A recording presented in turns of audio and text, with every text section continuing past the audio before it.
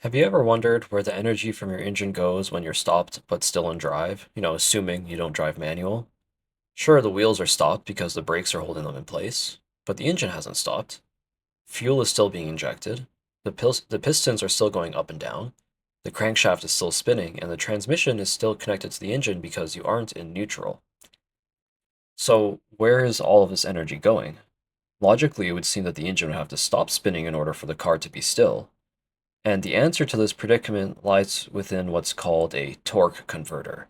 Now, a torque converter is typically part of an automatic transmission in a vehicle, though this is not always the case. For example, the Koenigsegg Regera has no transmission, but does have a torque converter.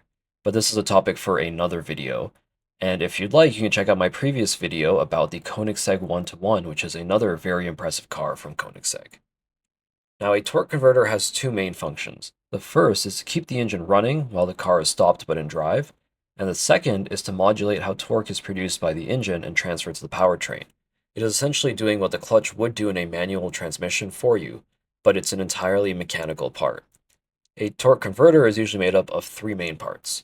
The first is an impeller, sometimes called the pump. The second is a stator, sometimes called the reactor, and the third is the turbine. The impeller is connected to the engine and spins with the engine. The turbine is connected to the transmission and spins when the transmission spins. The stator is located between the impeller and the turbine, but is connected to neither of them. The turbine and impeller come together to form a sort of shell that has all three parts within it, and this shell is filled with transmission fluid. When the vehicle is stopped, the torque converter allows for the engine to essentially be disconnected from the transmission, and at lower speeds, a torque converter multiplies the torque produced by the engine to give the car more power to get it going, and then stops multiplying the torque at higher speeds when this extra power is no longer needed. Now, you may be asking, how does it do all this? Well, that's what we're going to get into right now. And before moving forward, I'd like to make it clear that this section aims to only provide a high-level overview of how a torque converter works.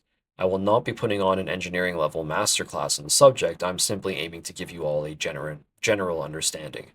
The easiest way to visualize a torque converter is to imagine two halves of a shell coming together. Now, one half of the shell contains the impeller, and the other contains the turbine, with the stator located between them.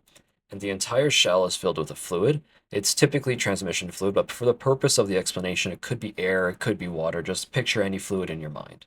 The turbine and the impeller are both kind of metal turbines, or metal wheels with fins on them that kind of look like fans. This just allows fluid to spin them.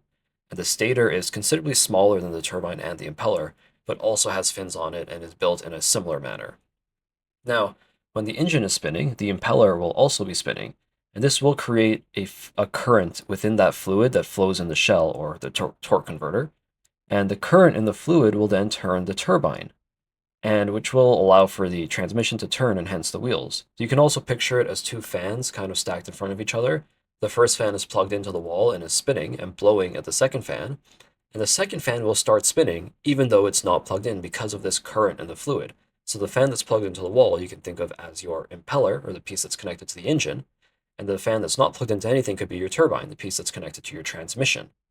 Now, that's essentially how these two pieces operate. You can also think of it as a cup of water with two fans in it. If one fan starts to spin the water around, the current in that water will also spin the second fan around. Now, when the brakes are applied, your wheels aren't moving and your transmission is not moving. So the pressure from the brakes is going to force that turbine to stay still and not move despite of the current. But this allows the impeller to continue to spin, which is why your engine will not seize up when your wheels are stopped because they aren't connected anymore. Now, I would also like to make a comparison, or I guess a contrast, with manual vehicles here as well.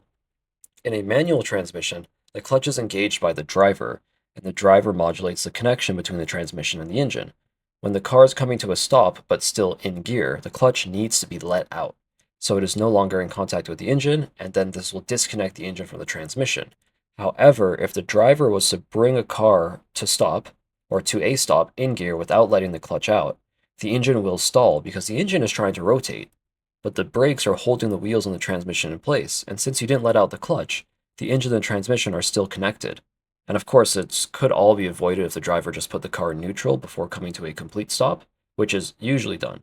But the point I'm trying to make is that in an automatic transmission, the torque converter is doing the job of the clutch automatically. Now, The second function of the torque converter is to modulate the torque delivery from the engine to the transmission.